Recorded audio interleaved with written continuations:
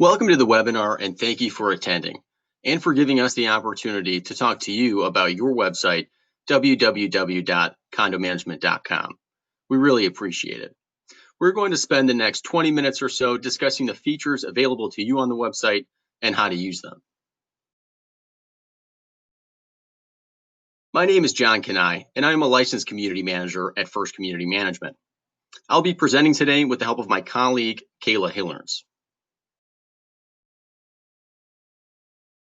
You can use the webinar tools at the left or top of your screen to ask questions, share feedback, or switch your audio to your phone audio throughout the presentation. If you're using a desktop computer, the icons will be at the top. If you're using a phone, these icons will be in the left, and if you're using a tablet, they'll be at the top. You can ask questions throughout the presentation by clicking the Ask Presenter a Question button. We will review all questions at the end during the Q&A portion of the webinar. Please ask questions throughout the presentation via this webinar function. You can click the Switch to Telephone button in order to switch your audio from your computer to your phone. If your computer audio quality could use improvement, you may want to switch to your phone audio. You can click on the emoji icon next to the Ask Presenter a Question button to provide feedback throughout the presentation. Please let us know how you feel about the presentation during this webinar. What is condomanagement.com? Condomanagement.com is a communication and information portal that helps board members meet their fiduciary responsibilities, helps unit owners stay informed about their major investment, their condo, and helps them to communicate with First Community Management, and helps community managers and assistant community managers provide information efficiently and expediently to the unit owners. The functions of condomanagement.com include a customized website portal for each owner, providing access to detailed association information, a communication tool for owners so you can reach out to us via the work order function or the contact us form, an online payment platform for unit owners, an association-specific document storage, and an outgoing communication tool for FCM. The condomanagement.com features include paying your assessments or other fees online, viewing your account ledger, seeing what your balance is and what you owe, submitting and tracking work orders, viewing the association directory, viewing your violation history if you have any violations, viewing the calendars and events listed there, viewing and downloading documents specific to your association, viewing photo galleries, and board members can review the accounts receivable and the monthly financial statement. And they can also view all of the violation history for the association as a whole. And FCM can issue broadcast texts or broadcast emails to communicate with unit owners via memos or notices. The first step is to open a web browser of your choosing. It can be any web browser that you prefer. I like to use Google Chrome. You will need to type in the URL www.condomanagement.com and click enter, which will take you to the website. The home page will look like this. You will want to click the green resident login button at the top in order to create an account.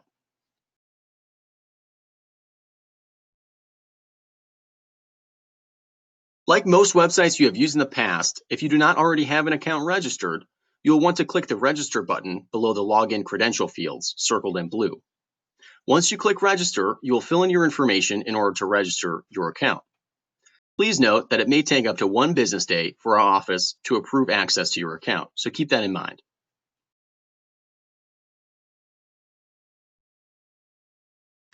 This is the homepage for your association account specifically. You will see your name and the account number in the top right, and your association name in the top left. You can click on the different options at the top in order to utilize the various functions of the website, which we will go into more detail in later in this presentation. We will now review how to submit payments on the website. You'll want to click the Pay Assessments button at the top of the page.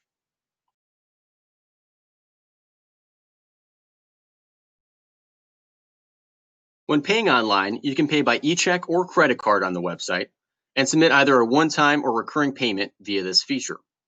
So you have a number of options here when paying online. Paying by electronic payment or e-check correlates with a $1.99 third-party service fee. You can submit payments from your checking or savings account.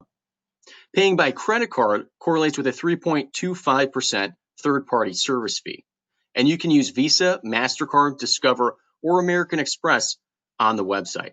So please take note of these fees when submitting payments online.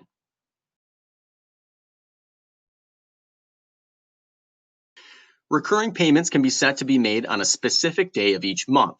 A pop-up window will appear, allowing you to choose the amount, payment date, and frequency. Please note that you must manually adjust the amount if your assessments ever change.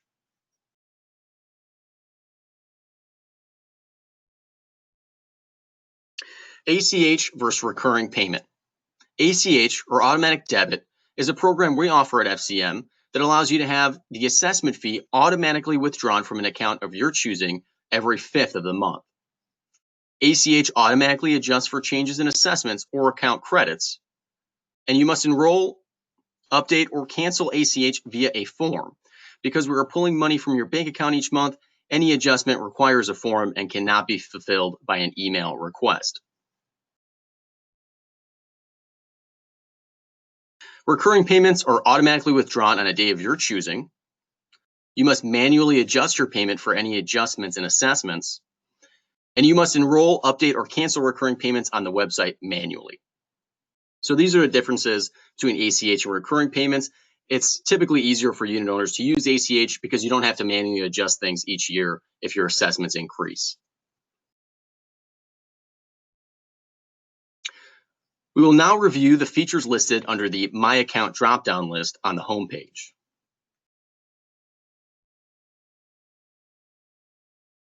Under the My Account drop-down list, you can view your payment history, view any violations you may have, view work orders you have submitted, and view your profile or account details.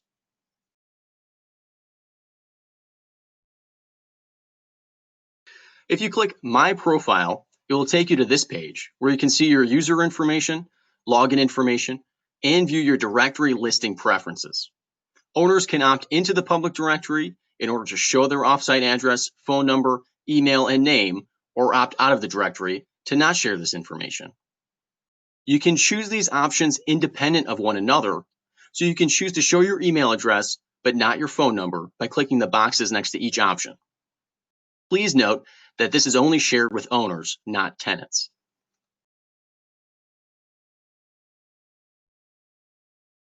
If you click on Payment History, you can see what has been charged on your account, what you have paid, and what your balance is. You can see with this example, the charge column total should equal the balance column total because no payments have been submitted.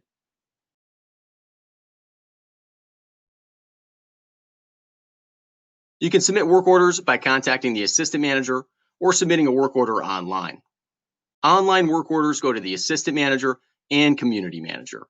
You can view the status of the work order in the work order section of the website. This will show you if the work order is completed or pending and give you the option to update the work order with notes if applicable.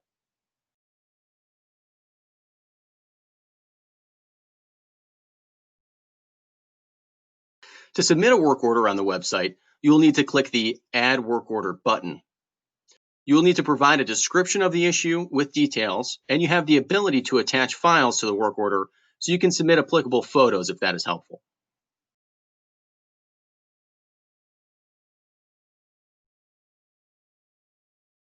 Tracking work orders can be done by clicking the Work Order button under the My Account drop-down list on the home page. The status will either be open or closed to show if it is completed or pending. Additional comments or attachments can be added throughout the process so you can update us if something has changed regarding the work order since you originally submitted it.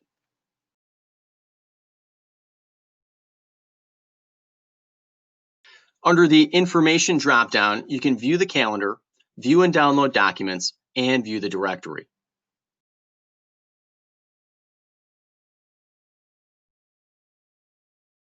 The documents library contains association mailings, both from the current year and previous years, budgets, governing documents like your rules and regulations and declaration and bylaws, approved meeting minutes, yearly or annual financial statements, and sales and refinance forms.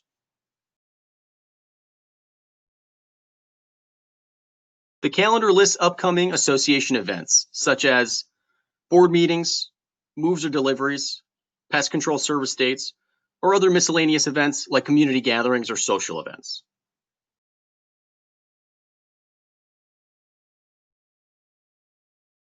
The directory will only show other owners' information if they choose to share it. If you do not see a phone number, address, or email, it is because the owner chose not to share this information.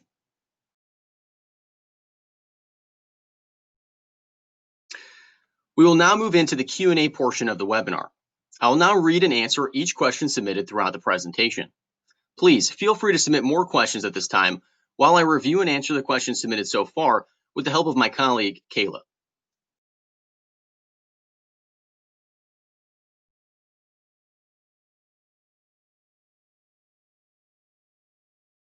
First question here from Sean. How long does it take to receive a status/reply to a work order?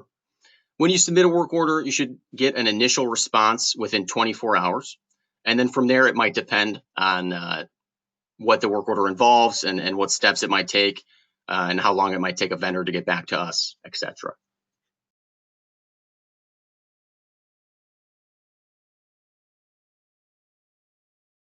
Next question here from Sharon. Sorry if you covered this. What is the website we go to if we want to log in? That's no problem, Sharon. I appreciate all of these questions. Thank you so much, everybody, for submitting them. You'll want to go to www.condomanagement.com. Move on to the next question here from Sean. Do I need to submit a work order when hiring a plumber? That's a really good question. You don't need to submit a work order if you're hiring a plumber yourself, but if you want to have management help you call a plumber out or coordinate access into your unit for a plumber or a vendor, you can submit a work order for that, and we can help you there. Move on to the next question here from Sean. How often do association meetings occur? That's a great question. It depends on your association. There is some associations that meet every month, some associations that meet 6 times a year, but typically most associations meet quarterly. So they'll meet 4 times a year. Move to the next question from Josh. Who do we contact about questions regarding payment history? You should reach out to your assistant community manager by reaching out to the community email for your association. If you're not sure about what that is, you can reach out to the general office line and ask to speak to the assistant community manager for your association. We'll move to the next question here from Sandra. What if owners have to notify FCM about delivery of appliances through front door or replacement? You can certainly do that via the work orders function if you'd like. We do encourage people to use the work orders function as much as possible because it's really helpful to track everything going on. Not only can the assistant community manager and manager view work orders, but so can the board. So it's really helpful to submit things via work order. So you can feel free to do that if it's helpful there. Moving on to the next question here from Andrew. If we want to renovate our condo unit, do we need to submit a work order or a copy of the scope of work/permit? So a lot of associations do require you submit a scope of work and a certificate of insurance. Some do request the work permit.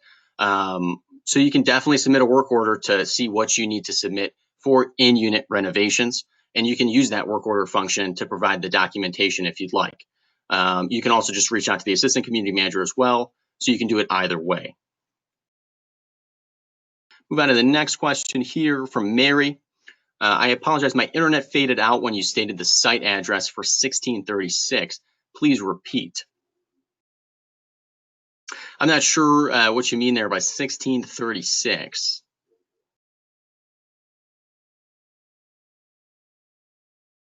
Maybe you meant the URL. which would be www.condomanagement.com. Again, I see you just added another question, so you might be reiterating that. We can move on here. Mary, if you have a further question on that, or if your question was not answered, you can reach out to the community email for your association and ask that question. Question here from Rich. How can we find out what general maintenance is scheduled, like on the chimneys, for instance? You can reach out to your assistant community manager to ask those questions. Some associations don't do bulk services for certain things, so it really depends on your association specifically. Moving on to the next question from Lynn. If you're set up with auto pay for the association dues, how do you adjust the amount and avoid the fee? Well, there are a few ways you can avoid the online service fees we talked about in this webinar. One of them is signing up for ACH. There's no fee correlated with that. And it's actually a lot easier on owners because, again, you don't have to adjust the fees if your assessments go up each year. That's one way you can do it. Another way you can do it is by submitting payments from your bank. So some people can set up payments to be sent from their bank account, which can also be helpful and does not correlate to a fee.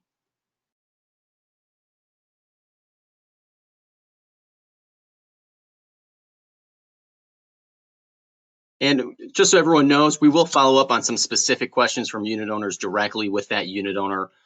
So just bear that in mind. Next question here from Wade. How do I get a bicycle permit for my association's bike room?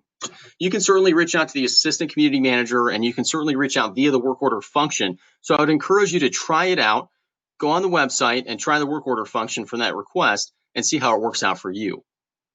These are all really great questions, everybody. Thank you so much for attending, and thank you so much for submitting them. We'll move on to the next one here. Another question here from Lynn. I've been set up for the past 5 years, but now it says I have to pay a fee to adjust my 2019 dues. So if you are going to go in and adjust an online payment, you will have to pay one of these fees we referenced earlier in the webinar. Again, a good way to get around that is to submit your payments via ACH, or call your bank and set up a payment to be sent from your bank directly. And those are ways to get around those fees. If you have further questions on that, you might want to reach out to your assistant community manager, and we can guide you in the right direction to avoid those fees. Okay, I don't see any other questions listed, so we'll stop the Q&A portion. If you have any additional questions, please email info@condomanagement.com or call our general office line. You will receive a request to take a brief survey regarding this presentation. We greatly appreciate your honest feedback and input on this presentation and potential future presentations that we may offer. And it'll only take a few minutes of your time. Thank you so much, everybody, for attending this webinar. I hope this presentation will increase your confidence when navigating the website, and I hope you all have a wonderful rest of your day. Stay safe, everybody.